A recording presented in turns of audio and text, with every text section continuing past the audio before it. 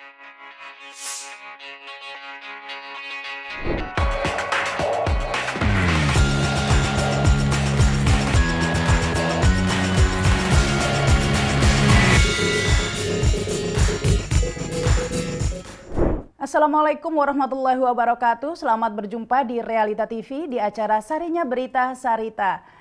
Kali ini kita akan menyoroti Undang-Undang Cipta Kerja yang memang sudah membuat kontroversi sejak proses pembahasannya. Kita tentu ingat ya bagaimana ini semua heboh karena begitu banyak versi halamannya. Bahkan ditanyakan di mana ini naskah final atau resminya. Setelah keluar ada berbagai macam versi halaman. Meskipun dikatakan itu hanya karena perbedaan teknis kertas dan lain, tapi nyatanya ada perbedaan substansi pasal per pasal. Bahkan perbedaan itu setelah diserahkan DPR ke Presiden, DPR menyerahkan 812 halaman dan kemudian diundangkan dari Istana 1187 halaman. Kembali katanya ini perbedaan halaman begitu ya, tetapi memang banyak yang mendapati perbedaan-perbedaan. Tapi tidak sampai di situ saja begini, yang menjadi perbincangan lebih heboh lagi akhir-akhir ini ketika undang-undang tersebut sudah diteken Presiden dan berlaku resmi, ternyata dalam Undang-Undang Cipta Kerja itu masih keliru begitu katanya ya. Kita tahu ada beberapa pasal yang merujuk ke pasal lainnya, namun ternyata pasal lainnya itu goib atau zong istilahnya begitu. Dan ini yang menjadi perbincangan bagaimana seharusnya ya, karena banyak yang berbeda pendapat harusnya dikembalikan ke DPR. Namun ada juga pakar hukum tata negara yang mengatakan tidak perlu, cukup direvisi biasa saja. Salah satunya ini ada Profesor Yusril Ihza Mahendra yang saat ini sudah hadir. Halo, Assalamualaikum Prof. Waalaikumsalam, apa kabar Mbak? Baik, Alhamdulillah ya. Tapi kita interview pagi ini. Ya, enak. Pagi-pagi hujan begitu. Tetapi begini, Prof, terkait Undang-Undang Cipta Kerja ini, sebelum kita berdiskusi, Prof, kalau menurut Profesor Yusri, kejanggalan-kejanggalan, kekeliruan-kekeliruan yang terdapat di Undang-Undang Cipta Kerja ini dan sudah diakui oleh Istana ini hanya kesalahan teknis yang tidak berpengaruh kepada implementasi atau tidak? Ya, sebagian besar memang kesalahan-kesalahannya lebih banyak teknis belaka ya. Kalau teknis itu sebenarnya kita lihat sejauh mana cara yang dapat kita lakukan untuk menyelesaikan persoalan-persoalan teknis seperti itu. Memang kalau kita lihat dari segi bagaimana kita memproses sebuah rancangan undang-undang yang sudah disetujui bersama oleh Presiden dengan DPR, kemudian dikirimkan oleh DPR kepada Sekretariat Negara, itu memang harus dibaca dengan teliti. Dan kalau ditemukan ada kejanggalan-kejanggalan redaksional, salah ketik, titik koma, dan lain-lain, itu biasanya Mensesnek akan menghubungi pimpinan DPR dan membahas masalah ini. Itu biasanya sangat tertutup, dan publik pun biasanya tidak tahu mengenai hal itu. Dan setelah dilakukan koreksi yang hanya teknis begitu, lalu Mensesnek kemudian dengan sebuah memorandum menyampaikan kepada Presiden bahwa istilahnya itu ini RUU sudah bersih, sudah final, semua sudah selesai dan diserahkan kepada Presiden. Nah, biasanya Mensesnek membawa sendiri rancangan undang-undang yang disampaikan untuk ditandatangani oleh Presiden itu. Tapi Prof, kita tahu kejanggalan-kejanggalan di Undang-Undang Cipta Kerja ini bukan hanya masalah titik koma dan bukan hanya masalah satu, ada beberapa ya, ada 3. Kemudian merujuk kepada pasal lainnya, sehingga ini kan sudah berlaku, bagaimana akan mengimplementasikan jika rujukannya itu tidak ada begitu, Prof? Ya, jadi itu memang saya katakan itu teknis ya. Jadi misalnya pasal 55 mengatakan bahwa ketentuan sebagaimana diatur di dalam pasal 54 ayat 1 misalnya. Ternyata pasal 54 ayat 1 itu tidak ada. Yang ada hanya pasal 54 ya. Ayat 1 2-nya tidak ada. Ternyata pasal 54 itu hanya satu pasal saja tanpa ayat. Nah, itu sebenarnya termasuk teknis. Jadi tidak perlu ada satu pembahasan lagi dengan DPR. Jadi pasal 54, nah kata-kata ayat 1-nya itu dihapuskan saja.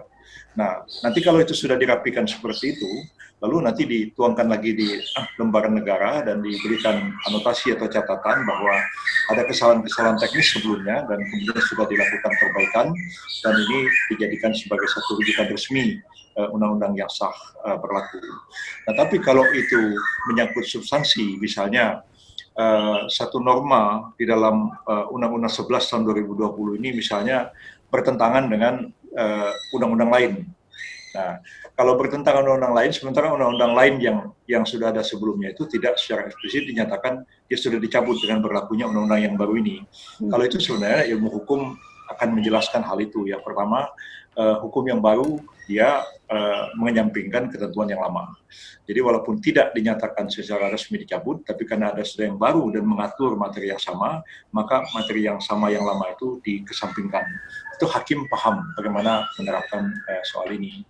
Tapi kalau misalnya ada dua hal yang sama-sama mengatur materi yang sama dan dirasa itu menimbulkan ketidakpastian hukum dalam prakteknya, ya itu bisa diminta kepada Mahkamah Konstitusi untuk dinilai dan kemudian salah satu itu dibatalkan atau ditafsirkan tersendiri oleh Mahkamah Konstitusi. Jadi tidak ada hal yang sebenarnya tidak bisa diselesaikan. Ya pastinya. Tapi Prof, kejadian ini kan baru pertama kali undang-undang yang sudah diteken tapi masih salah. Sebenarnya pertama kali. Nah, atas dasar hukum apa ini Profesor berpendapat seperti itu bahwa tidak perlu? Karena pakar hukum tata negara lain berpendapat beda. Ya, saya tidak hanya berteori, saya berpengalaman juga. Ya, sejak lama saya ada di Sekretariat Negara, sejak tahun 1992-93, sebagai asisten menteri Sekretaris Negara waktu Pak Murdiono pada waktu itu. Walaupun saya tidak terlalu banyak menangani masalah undang-undang, ya itu yang tangani Pak almarhum Pak Hamid Atamimi dan Pak Bambang Kesowo. Ya saya lebih banyak menangani urusan-urusan politik. Tapi saya paham apa yang dilakukan oleh para senior saya di Seknek pada waktu itu.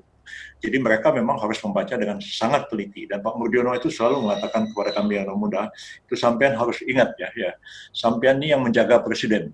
Presiden itu nggak bisa salah. Nah, kalau presiden itu sampai salah, mensesnek yang digantung.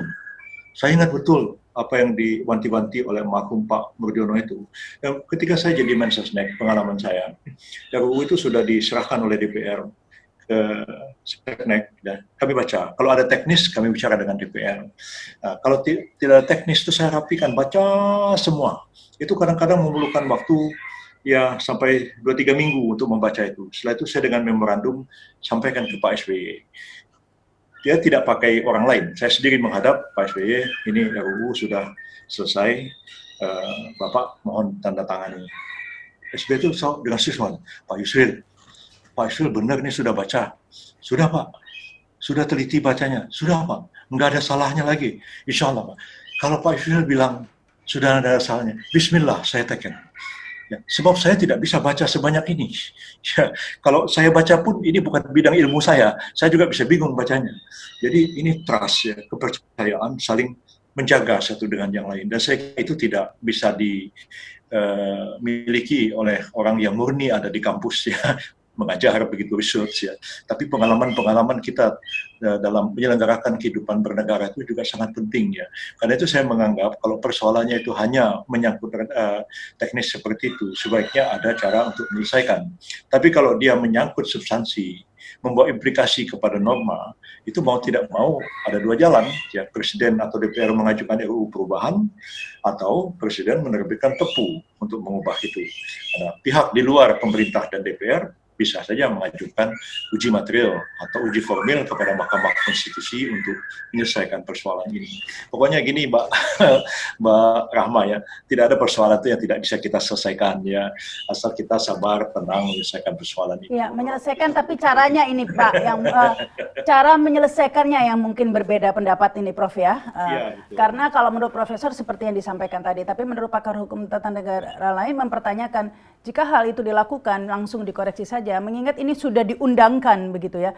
Ya artinya bagaimana kepastian hukumnya begitu. Ini sudah diundangkan, paripurna juga sudah diteken, kemudian dirubah begitu saja. Artinya suatu saat nanti jika ini kan 1187 halaman, jika kemudian lagi ketemu salah lagi bisa diganti lagi seperti itu. Nah ini kepastian hukumnya seperti apa begitu? Ya, kepastian hukum itu berkaitan dengan apa yang diatur, menyangkut materi hukumnya. Tapi kalau hanya teknis pengetikan kemudian salah yang tidak berimplikasi kepada norma, ya kepada aturan, ya dia tidak ada persoalan kepastian hukum di situ. Jadi yang saya kasih contoh tadi, misalnya pasal 55 mengatakan ketentuan sebagaimana yang dimaksud oleh pasal 54 ayat 1. ternyata 54 ayat 1 itu tidak ada. Jadi dicoret aja, ya hanya pasal 54. Jadi kan tidak ada implikasi. Tapi Prof, pasti Profesor tahu ya bahwa memang undang-undang ini rawan undang-undang disusupi oleh berbagai kepentingan dan lain sebagainya, pasti itu sering terjadi. Sehingga inilah kepastian hukum begitu penting, sehingga proses produk hukum itu dianggap sakral, tidak bisa dirubah-rubah oleh berbagai kepentingan. Jika masih dibuka celah, bisa diperbaiki nanti, diperbaiki lagi nanti, kalau ada teknis, apa ini tidak rawan kemudian bisa dirubah-rubah kemudian gitu, sehingga tidak ada kepastian? Begini, sudah barang tentu kalau satu rancangan undang-undang yang setelah disetujui bersama oleh Presiden dan DPR itu final. Nah, kemudian pengetikannya dirapikan. Nah, dan kalau misalnya ada perbaikan-perbaikan di situ yang sifatnya hanya teknis, itu direcord semua, ya, direcord semua, walaupun catatan itu barangkali tidak dibuka ke publik. Namun satu ketika, ya, catatan-catatan itu akan dibuka.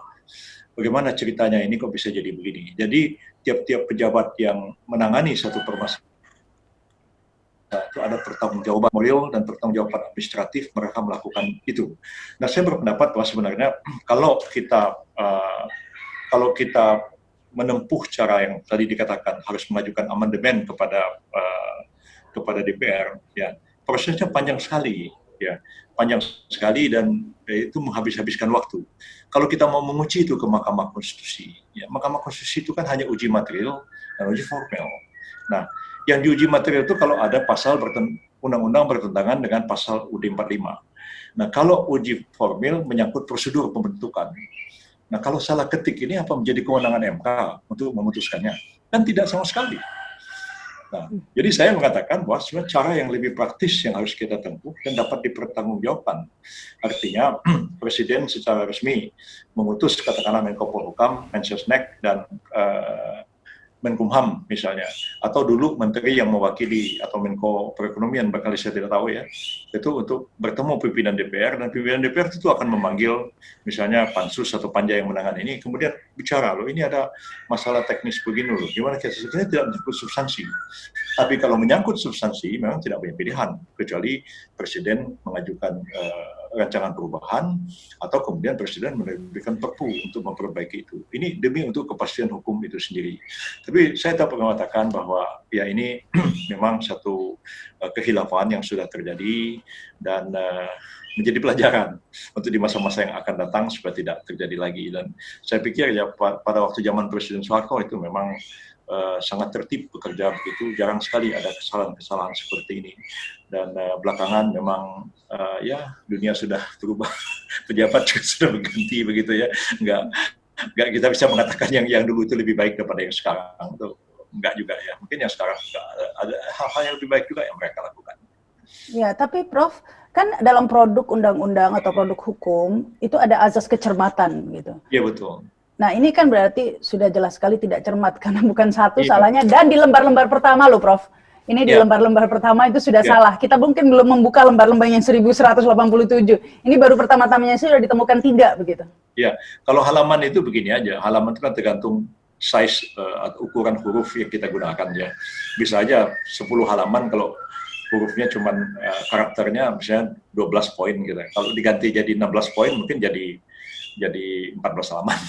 Tapi di internet kan beredar, Prof, perbedaan-perbedaan dari berbagai versi itu. Profesor pasti mengikuti kan? Bukan hanya halaman, substansi juga berbeda antara berbagai versi. Pasti tahu, Profesor kan? Jadi sebenarnya meskipun dikatakan halaman, nyatanya tidak. Karena substansinya juga berbeda sama versi itu.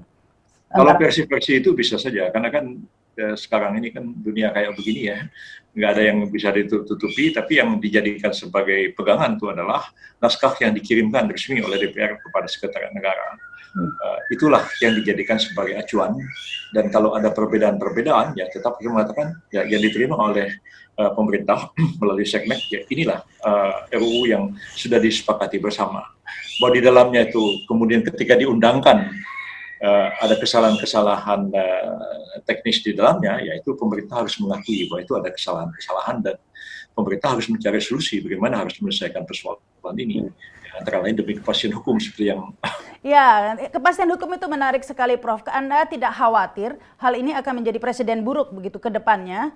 Jika kemudian ya nanti ada kesalahan teknis diperbaiki begitu saja tanpa proses undang-undang, pembuatan undang-undang seperti yang diatur di Undang-Undang Nomor 12 Tahun 2011 ya. Ya. Nah, jika seperti yang Profesor katakan langsung diperbaiki, apa ini ke depannya tidak menjadi presiden buruk nantinya? Terus begitu saja. Ini bukan sesuatu yang menyenangkan. Ini sesuatu yang tidak menyenangkan, realitas yang kita hadapi. Tapi bagaimana kita ya secara sistematik dan secara praktis dan cepat menyelesaikan persoalan ini, itu aja masalahnya. Jadi kalau saya menganggap bahwa itu kalau hanya teknis itu tidak perlu diajukan amandemen, tidak perlu diajukan perpu, ya diselesaikan begitu saja, ya itu merupakan salah satu alternatif ya. Tapi sebaiknya hal-hal semacam ini tidak terjadi di masa-masa yang akan datang ya. Tapi kalau terjadi lagi ya bagaimana? Ya orang harus lihat lagi persoalannya seperti apa.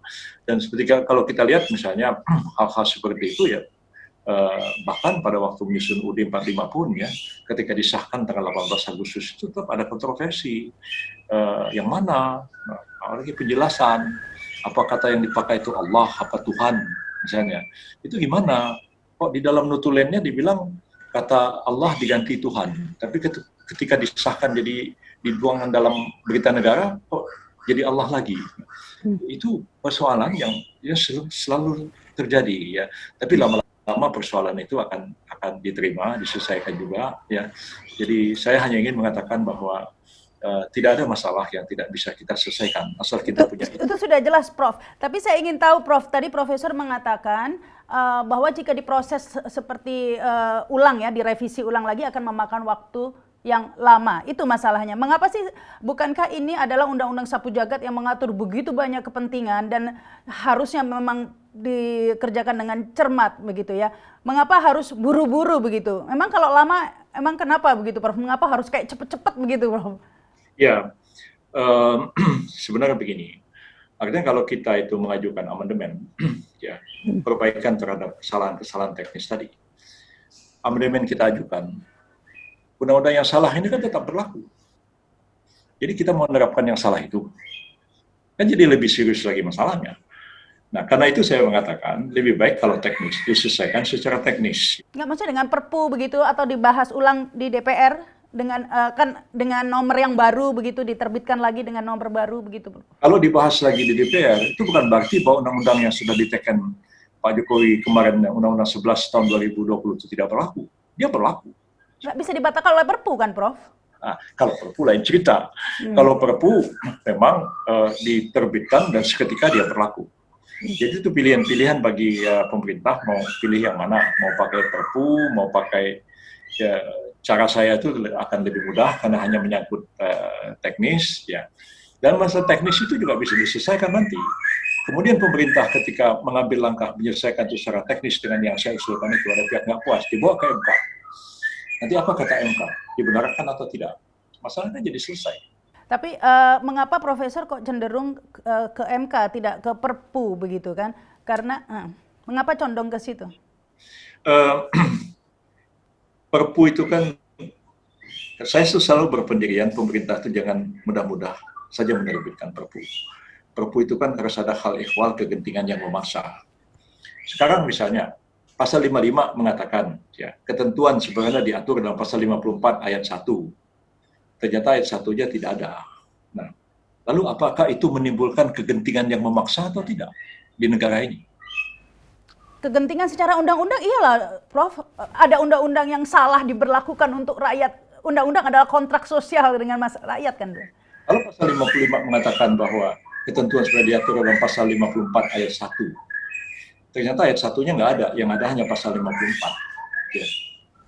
Jadi paling-paling hanya mengatakan ya pasal ini nggak bisa diterapkan. Baik. Baik. Tapi saya tertarik dengan keterangan Profesor Yusril tadi bahwa ketika menjadi Menseknek dengan SBY waktu itu, nah SBY bertanya sudah dibaca ya. Artinya SBY sendiri juga tidak membaca apa yang dia tanda tangani begitu ya, Prof? Tidak mungkin Presiden akan membaca undang-undang katakanlah sekarang yang lebih dari 1000 halaman yang Anda bilang itu ya. Pengalaman waktu saya jadi Menteri Hukum dan HAM dan menjadi Mensesnek itu nggak ada undang-undang sampai setebal itu. Paling banyak 180 pasal. Ya, tapi presiden kan sibuk dan bukan ilmunya juga. Ya, kasihan. Anda bisa bayangkan misalnya Pak Harto suruh baca apanya undang-undang. Beliau sendiri baca pun bingung isinya kan, karena memang bukan ilmunya beliau. Dan karena itu kan dalam menyelenggarakan pemerintahan itu kan ada trust, ada kepercayaan, dan kepercayaan itu sangat mahal. Ya. Saya biasanya saya sama Pak Harto ya. Sore-sore saya datang ke rumah beliau mengatakan berkas Pak ini yang mau ditantangani ini begini. Real, ini surat isinya apa? Ini saya terangkan. Sudah benar isinya. Sudah Pak. Itu Mugiono sudah paham. Sudah Pak, itu sudah ada. Ya. Nggak salah lagi ya, enggak. Ya sudah sini saya tekan. Baca aja enggak. Ya, tapi kepercayaan seperti itu, Mbak, itu membuat saya itu ngeri ya. Saya pikir, loh, beliau ini percaya sekali sama saya ya. Kalau sekali aja saya salah, sekali aja saya berkhianat, habis saya. Dan alhamdulillah saya Pak Harto meninggal, ya alhamdulillah saya tidak pernah melakukan kesalahan apapun kepada beliau begitu ya. Jadi saya pikir trust itu penting ya dalam menyelenggarakan pemerintahan. Jadi walaupun orang itu partai-partainya berbeda ya, masuk ke dalam pemerintahan ya dari partai beda-beda begitu. Tapi ketika mereka masuk ke dalam pemerintahan itu mereka harus merasa satu, harus saling menjaga, harus saling melindungi satu dengan yang lain. Ya. Kalau Pak Pratik saya percaya beliau bukan orang partai, beliau orang profesional dan mungkin dari dulu sudah sahabat dengan Pak Jokowi. Tentu saling menjaga kepercayaan. Tapi rekan-rekan yang lain, anggota-anggota kabinet. Prof, I don't read what I sign itu sebenarnya praktek wajar ya? Wajar ya. Tidak mungkin presiden akan membaca rancangan undang-undang sebegitu banyak untuk disahkan jadi undang-undang karena memang ya kalau dibaca pun bukan ilmunya. Sama kayak saya misalnya pergi ke dokter nih, Pak Yusril, Anda ini harus dioperasi. Ini prosedurnya begini loh. Ini Anda baca dulu, Anda tanda tangan. Saya baca berulang, nggak ngerti saya. Bukan ilmu saya. Bagaimana gitu. Jadi saya tanya sama dokter, ini udah benar nih apa yang Anda tulis? Ya sudah, itu bismillah. Saya tekan aja begitu. Sebab kalau begitu saya nggak bisa dioperasi gara-gara saya harus membaca dengan teliti, berkali berdebat dengan dokter tentang apa yang harus saya tanda tangan itu. Jadi kalau bahwa presiden itu tidak baca apa yang dia tanda tangan itu, dalam kenyataan itu bisa saja terjadi ya. Bahkan saya dulu pernah Pak almarhum Bapak Muhammad Natsir, walaupun sudah tidak jadi pejabat apa-apa lagi, itu saking buru-buru, dia bilang, Yusril, sini ambil kertas tuh saya teken, nanti kamu ketik isinya. Bayangkan seperti itu lah, tidak ada isinya. Ya, diteken dan surat itu saya masih ingat ditujukan kepada Tunku Abdul Rahman, dia Bapak pendiri negara Malaysia pada waktu itu, kira-kira tahun 80-an begitu. Jadi saya pikir trust itu sangat penting ya, dan ini tidak ada pelajarannya di kampus. Saya kira ini hanya pengalaman-pengalaman lah yang membuat orang bisa seperti itu. Baik, Prof, mengingat tidak ada aturan yang jelas ya sebenarnya, karena ini juga baru pertama kali terjadi ya produk hukum yang sudah diteken tapi masih salah dan tidak ada peraturan jelas, begitu tidak ada jurisprudensinya lah harus seperti apa. Seandainya dengan cara yang seperti dikatakan oleh Profesor Yusril tadi tuh ya langsung dibahas seperti itu dan kemudian diajukan ke MK, apakah ini tidak menjadi alasan bagi MK ya untuk menolak undang-undang tersebut? Ya, sebenarnya ini kan tergantung argumentasi para pihak. Nah, pemohon kan nanti akan ada argumentasinya apa. Kemudian DPR seperti apa, pemerintah seperti apa. Dan kalau saya mewakili pemerintah, saya akan menjelaskan mengapa kami menempuh cara seperti ini. Bahkan saya bisa mempersoalkan kewenangan MK. Anda berwenang nggak memeriksa persoalan seperti ini? Kewenangan Anda itu kan melakukan pengujian material. Ini material nggak ada yang perlu diuji. Ya, paling-paling kembali kepada asas kecermatan. Oke, asas kecermatan. Asas kecermatan itu mengenai apa? Kalau asas kecermatan mengenai substansi, jangan sampai salah nabrak satu lain ke orang cermat, itu saya setuju. Tapi kalau orang ngetik kemudian jadi salah ketik, ya itu memang tidak cermat. Tapi apakah ketidakcermatan seperti itu menjadi kewenangan Mahkamah Konstitusi untuk memeriksa atau membatalkan undang-undang ini? Nah, itu juga jadi masalah. Nanti kemudian MK mengatakan, oh kalau gitu saya koreksi begini. Timbul lagi pertanyaan, Anda ini maka berwenang nggak untuk merevisi undang-undang? Kewenangan Anda kan hanya negative legislation. Anda mengatakan ini bertentangan, tidak berlaku. Tapi tidak bisa Anda bikin-bikin sendiri. Kalau Anda bikin sendiri, berarti nanti Anda mengambil kewenangannya DPR dan Presiden. Kalau DPR dan Presiden tidak puas, MK-nya digugat, sengketa kewenangan, yang adili siapa? Anda sendiri mengadili diri Anda sendiri. Kacau balau negara ini. Tapi begini, Prof, Undang-Undang Cipta Kerja ini kan memang diajukan ke MK oleh banyak pihak. Bukan hanya alasan salah ketik ini saja, juga materialnya yang banyak dianggap bertentangan begitu, baik oleh kaum buruh dan lain sebagainya. Banyak yang mengajukan lingkungan hidup dan lain sebagainya. Kalau menurut Anda, kira-kira prospek di MK ini seperti apa, Prof, Undang-Undang Cipta Kerja ini? Mengingat banyak sekali celah ya, mulai dari yang soal lingkungan, soal buruh, soal migas, dan hampir semuanya banyak yang celah begitu. Ya, ini sebenarnya risiko bagi pemerintah dan DPR ya, karena sebagus apapun sebuah undang-undang yang dihasilkan oleh pemerintah dan DPR itu selalu aja ada pihak yang kemudian tidak puas. Hanya dalam undang-undang Cipta Kerja ini ketidakpuasan itu kok begitu meluas ya. Dan kemudian banyak pihak demo, banyak pihak kemudian mengajukan permohonan uji ke Mahkamah Konstitusi. Kalau saya menyambut baik uji ke Mahkamah Konstitusi itu, Pak Jokowi juga kan tanggal 9 Oktober mengatakan ya kalau nggak puas ya silahkan dibawa ke Mahkamah Konstitusi. Dan saya pikir memindahkan persoalan ke Mahkamah Konstitusi itu menjadi baik dalam membangun kehidupan konstitusional dan demokratis di negara kita ini. Artinya kita menghindari perdebatan di jalan ya, demo dan lain-lain, tapi kita debat akademik di Mahkamah Konstitusi. Dan kita tunggu karena putusan Mahkamah Konstitusi itu kan final dan mengikat bagi semua pihak.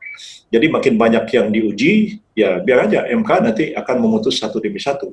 Tapi kalau yang diuji itu menyangkut pasal yang sama, MK akan tidak dapat menyatakannya, tidak bisa diterima lagi karena sudah diuji oleh Mahkamah Konstitusi. Jadi bahwa satu undang-undang itu belasan kali diuji di Mahkamah Konstitusi biasa terjadi.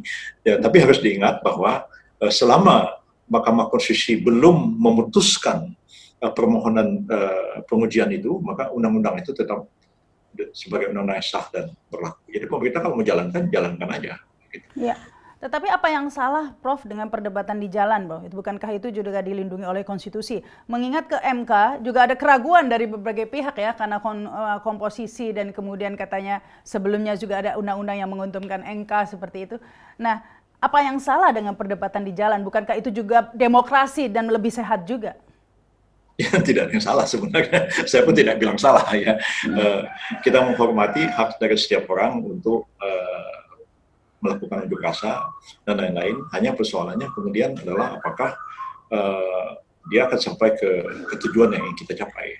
Jadi saya sendiri juga kadang-kadang bilang sama teman-teman ya mungkin kalau teman-teman demo yang ribuan orang dikerahkan ya mungkin coba deh saya akan hadapi masalah ini sendiri. Nah, saya bawa ini masalah ke Mahkamah Konstitusi. Dan ternyata ya ada juga dari sekian yang saya mohon itu yang dikabulkan. Dan masalah itu terselesaikan dengan cara damai dan kemudian juga tidak menimbulkan ekses di publik, di masyarakat. Ya jadi cara-cara itu silakanlah mana dipilih. Ya, saya menghormati Pak Said Iqbal, yaitu saya kenal baik orangnya begitu ya, mau organisasi buruh silakan. Beliau juga bisa bekerjasama dengan para akademisi, intelektual, lawyers yang kemudian dapat mengajukan persoalan ini ke Mahkamah Konstitusi. Dan kalau sudah di MK itu tergantung pada argumentasi. Jadi betul-betul argumennya itu harus kuat ya. Dan saya yakin ya MK itu masih bisa dipercayalah begitu ya. Artinya walaupun kadang-kadang saya juga nggak puas ya. Mungkin tidak puas itu kadang-kadang saya juga bertanya ya. Saya nggak puas nih apa karena memang argumen saya yang ditolak MK atau memang saya sendiri argumen saya kurang meyakinkan 9 hakim itu. Tapi ya ini merupakan satu kesempatan lah bagi kita dan saya percaya MK itu tetap objektif menjaga konstitusi. Jadi silakanlah semua pasal-pasal itu dibawa ke MK dan saran saya ya sekuat mungkin argumentasinya. Tapi Prof, kalau Profesor sendiri melihat Undang-Undang Cipta Kerja ini secara substansi ya, banyak juga yang mengkritisi Prof karena begitu banyak peraturan turunan.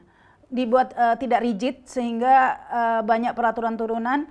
Nah ini seperti terkesan memberi kuasa yang lebih ya kepada presiden untuk membuat peraturan turunan melalui PP dan lain sebagainya. Ya, itu saya tulis juga kemarin dan dimuat oleh beberapa media secara utuh ya.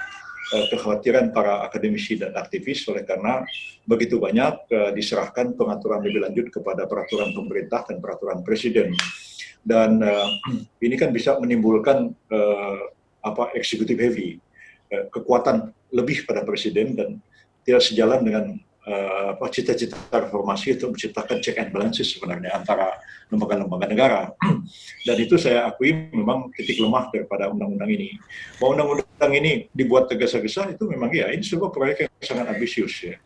Ya tidak mudah membuat omnibus law itu kalau kita pelajari sejarahnya di Kanada yang pertama kali tahun 30-an ya membuat undang-undang dengan cara omnibus law itu karena akan nabrak sana nabrak sini, apalagi kalau kita baca undang-undang 12 2011 itu memang ada prosedur tertentu, bahkan ada nama tertentu kita mengubah undang-undang.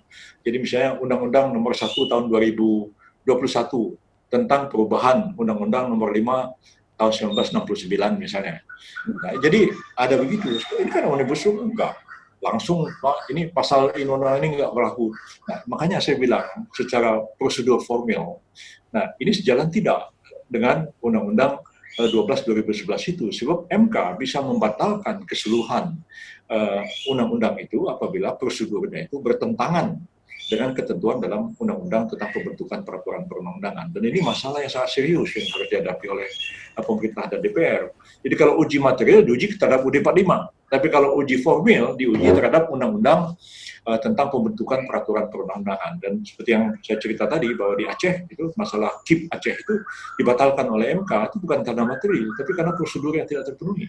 Kalau melihat, jadi Anda sependapat ya Prof ya, jika seharusnya ada perbaikan ini karena begitu banyak undang-undang turunan. Ada yang melihat untuk klaster ketenaga kerjaan saja ada 19 pendelegasian ke aturan turunan dengan frase diatur dengan PP. Nanti kan ada permennya, ada perdanya. Jadi ini kan akan, itu hanya untuk satu klaster seperti itu. Nah ini Anda sependapat ya bahwa harusnya dipangkas begitu, diatur lebih rigid. Ya, kalau saya berpendirian sebenarnya undang-undang itu kalau perlu mengatur walaupun tidak semua diatur detail, dan sedikit mungkin diperlukan peraturan-peraturan yang lebih rendah. Ya kalau perlu cukup hanya dengan peraturan pemerintah untuk menjalankan undang-undang itu. Nah, so kadang-kadang juga proses pembentukan peraturan perundang-undangan di bawah undang-undang itu akan memakan waktu yang sangat lama. Jadi memang ini pembentukan undang-undang omnibus law ini kan memang dilakukan tergesa-gesa oleh pemerintah. Pembahasan juga tergesa-gesa. Akhirnya jadinya seperti itu. Padahal alangkah baiknya kalau sekiranya presiden itu dulu kan sudah ada kesepakatan dengan DPR ya, membentuk satu namanya Badan Legislasi Nasional atau satu Kementerian Legislasi Nasional itu yang akan fokus menangani masalah ini. Sekarang kan nggak ada yang fokus ya. Menkumham itu tugasnya udah begitu banyak ya. Seknek juga tugas-tugasnya sudah dikurangi dan lalu pembentukan omnibus law ini kabar-kabarnya lebih banyak ditangani oleh Menko Perekonomian. Jadi karena itu ya jadinya seperti ini. Anda mengatakan tadi Prof, undang-undang ini tergesa-gesa begitu ya. Banyak juga yang mengatakan proses pembuatan undang-undang ini ugal-ugalan begitu. Anda sependapat Prof? Ya, istilahnya jalan. Saya sih menganggap mungkin istilah saya lebih soft aja. Memang tergesa-gesa ya. Kalau bahasa Jawanya gesa-gusu.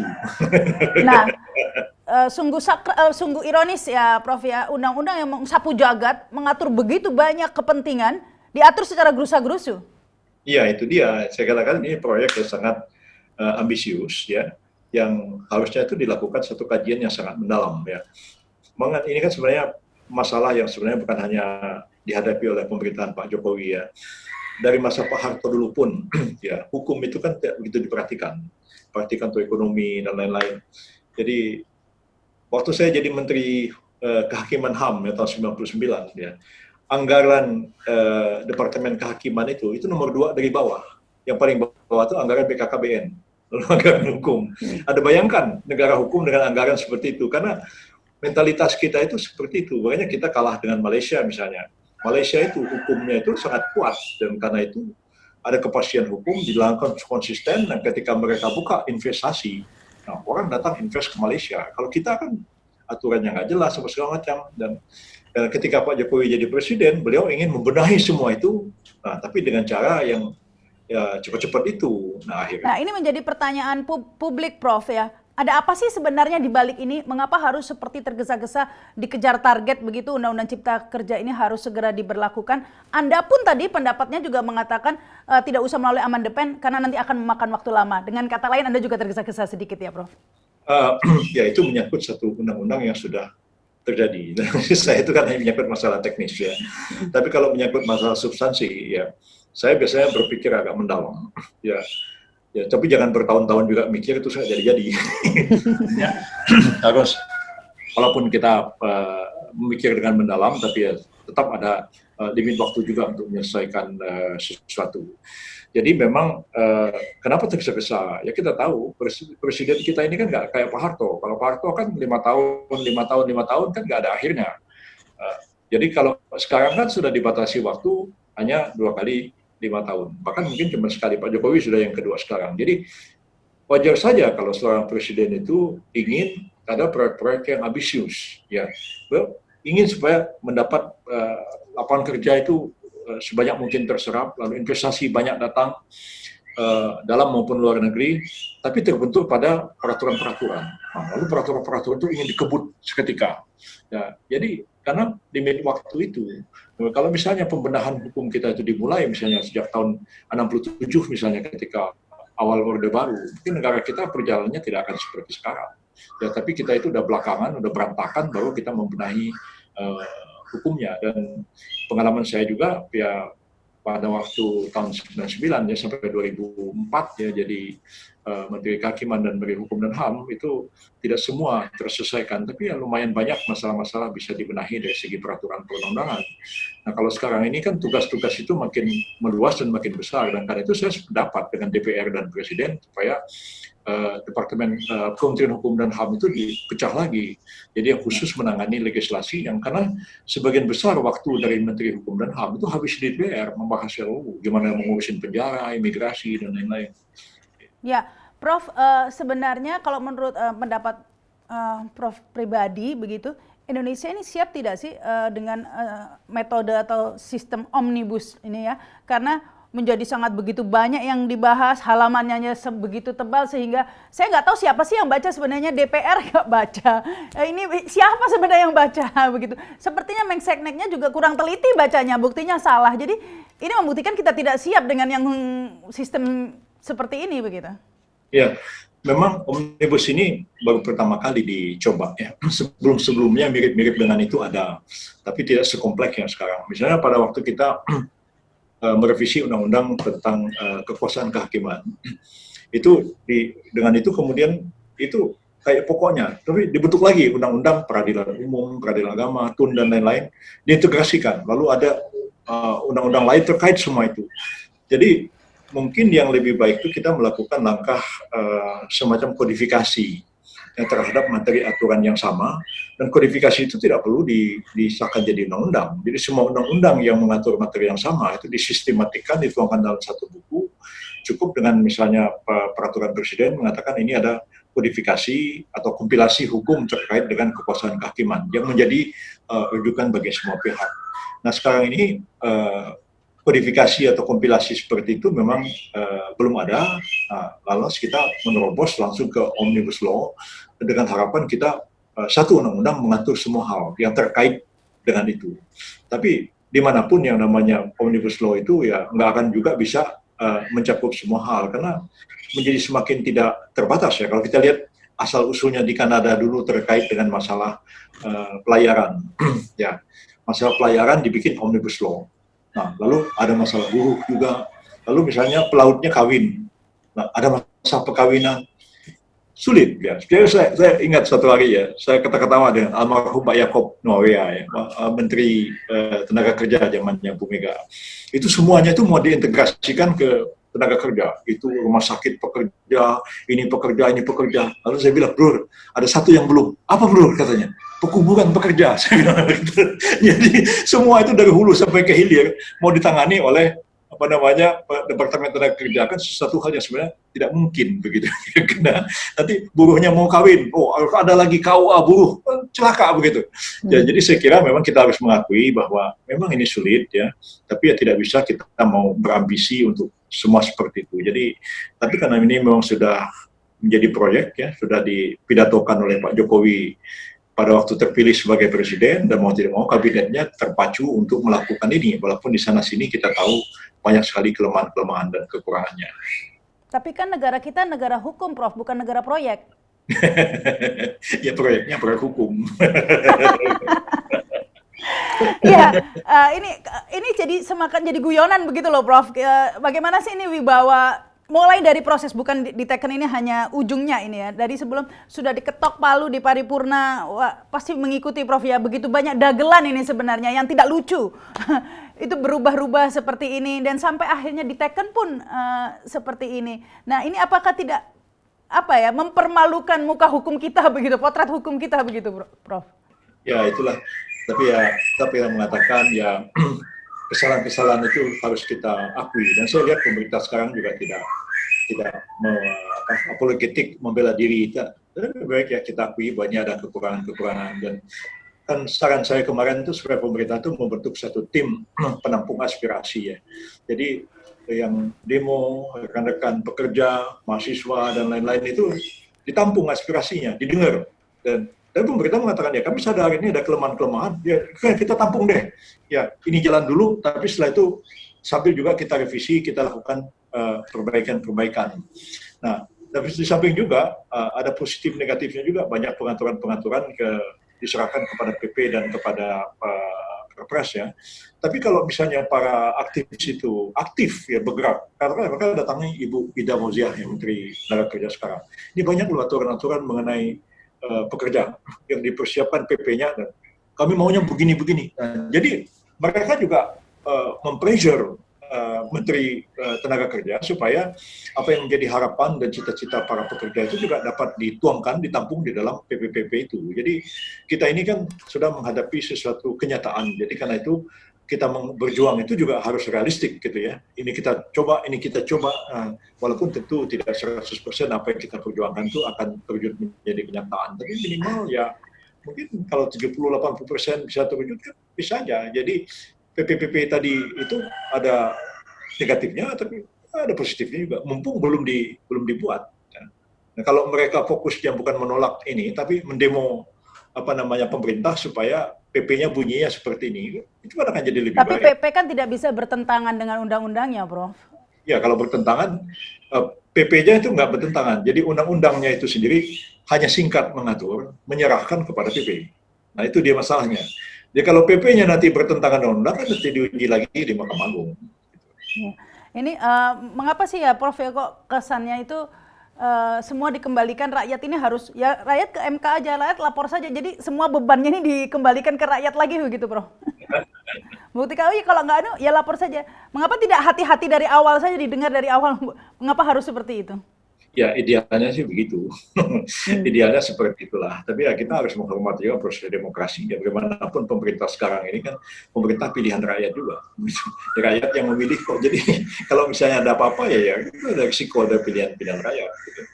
Jadi ya saya kira sistem yang kita bangun ini masih seperti itu. Ya orang-orang yang ada dalam pemerintahan juga memang tidak seideal yang kita bayangkan, ya karena itu memang akan terjadi hal-hal seperti ini. Ya itulah risiko terjadi. Yang terakhir, Prof, pendapat Profesor pribadi sendiri melihat substansi dari undang-undang ini yang mengundang banyak demo ya, antara lain buruh yang mengatakan misalnya outsourcing tidak ada batas waktunya, itu sama saja seumur hidup kan. Nah, dan masih banyak poin-poin yang lainnya yang dibahas di berbagai media begitu.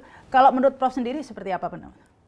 Secara umum saya menyadari bahwa banyak ketidakpuasan dari segmen elemen-elemen dalam masyarakat karena kepentingan-kepentingan mereka tidak tertampung, dan kemudian hak-hak mereka yang merasa seperti dikesampingkan atau dikecilkan dengan berlakunya undang-undang ini. Jadi wajar saja kalau ada ketidakpuasan seperti itu, dan saya kira pemerintah harus dengan lapang dada mendengar aspirasi seperti itu, dan dari awal-awal sekarang bukan bersikap apologetik ya, kami tampung semua ini dan kami akan segera revisi mana hal-hal yang kurang baik dan menyenangkan, dan ini menjadi pelajaran bagi pemerintah sekarang kan masih 4 tahun lagi nih Pak Jokowi, dan karena itu ya betul-betul menyiapkan segala sesuatu itu secara lebih matang, secara lebih profesional dan tidak bekerja dengan cara tergesa-gesa seperti sekarang ini. Tapi ini kan sudah kadung ya, Prof ya, berarti tidak didengar dong ya. Ya ini sudah diundangkan resmi, sudah berlaku ya. Jadi praktis mereka tidak didengarkan kan intinya. Ya, ini sudah kata pepatah nasi sudah jadi bubur ya. Tinggal bagaimana kita memperbaiki apa yang sudah jadi bubur itu. Kalau mau jadi nasi lagi kan udah nggak mungkin. Kecuali cuci beras lagi. Tapi ya setidak-tidaknya ya pada hal-hal yang negatif itu kita perbaiki dan kelihatannya itu masih bisa diperbaiki melalui PP-nya atau melalui Perpresnya, bukan memperbaiki undang-undangnya. Artinya pengaturan dalam PP dalam Perpres itu yang kita harapkan sebaik mungkin sehingga yang persangkaan negatif kita bawa ini bisa presidennya bisa jadi momonya sendiri begitu. Tapi kalau ternyata nanti lahir PP, lahir Perpres yang sangat aspiratif penampung kepentingan para buruh, mahasiswa, profesional dan lain-lain, itu saya yakin akhirnya ya akan ada respect juga kepada pemerintah bahwa ternyata pemerintah ya mendengarkan juga aspirasi yang berkembang di tengah-tengah masyarakat. Tapi kan beda Prof ya, PP dan undang-undang. Kalau undang-undang kan melibatkan wakil rakyat. Kalau PP murni kekuasaannya di pemerintah. Jadi ini semua menentukan presiden jadinya ya, bukan wakil rakyat lagi. Ya, ya betul. Nah ini yang menjadi sangat riskan begitu ya, tersentral di presiden. Tidak ada kontrol balancing dari wakil rakyat lagi jadinya Prof ya. Ya, itu kan begini, presiden itu kan seperti yang tadi saya sudah jelaskan, kan undang-undang kan nggak mungkin baca semua, ya. Dan orang jadi presiden itu kan tidak mengerti semua hal, kan. Ya, secara umum beliau paham, tapi ada yang detail-detail beliau kurang paham. Dan karena itulah tergantung kepada menteri-menteri, kepada pejabat-pejabat yang ada di sekitar presiden, itu yang dapat memberikan masukan yang benar kepada presiden, supaya presiden itu tidak melakukan kesalahan. Jadi saya ingat betul apa yang dikatakan. Enggak, ini Prof, ini terkait juga, Anda tentu juga ingat ya bahwa ada kesalahan ketik sebelumnya, ada pasal yang memberi kekuasaan presiden untuk merubah undang-undang tanpa berkonsultasi dengan DPR. Jadi arahnya ini seperti gimana ya? Anda tahu maksud saya kan? Dulu waktu rancangan undang-undangnya ada seperti itu, ya. Dan itu ya, tapi karena memang baru rancangan ya terus diperbaiki kan begitu. Jadi tapi ya intinya itu kita tidak bisa menafikan bahwa pemerintah bekerja kurang cermat itu memang harus kita akui ya, dan itu memang harus diperbaiki ya. Saya percaya sebenarnya di negara kita ini banyak orang-orang dari kampus dan lain-lain yang bisa direkrut sebenarnya untuk bekerja lebih profesional ya pada level-level staff untuk mengerjakan rancangan undang-undang dan lain-lain segala macam itu supaya tidak terjadi kesalahan dan kekeliruan seperti yang lalu. Jadi yang lalu draftnya saja, RUU-nya saja sudah ada kesalahan ya. Tapi kemudian diperbaiki dan ketika sudah jadi undang-undangnya, salah ketiknya masih terjadi di sana sini. Jadi saya sih tidak mengatakan lain kecuali ya ini menjadi pelajaran bagi pemerintah. Masih 4 tahun, mudah-mudahan 4 tahun ini tidak melakukan lagi kesalahan-kesalahan yang sama seperti ini. Kalau kesalahan ketik mungkin ini ya, tapi kalau nuansa seperti mensentralkan kekuasaan ke presiden ini jadi seperti ini yang mengundang kritik banyak pihak ya, seperti Anda tadi. Baik, ini sudah nasi menjadi bubur kata Profesor tadi ya. Nasi sudah bubur. Tapi mungkin diperbaiki saja buburnya ya, siapa tahu jadi bubur ayam enak juga ya, Prof. Bikin enak lah bagaimana. Pagi-pagi sudah sarapan belum ini? Bubur ayam enak juga. Baik, terima kasih nih Prof sudah bergabung ya di Realita TV di acara Sarinya Berita Sarita. Ya, terima kasih dan terima kasih juga ya yang sudah menyimak. Jangan lupa subscribe dan komen di YouTube channel ini. Saya Rahma Sarita. Wassalamualaikum warahmatullahi wabarakatuh. Sampai jumpa.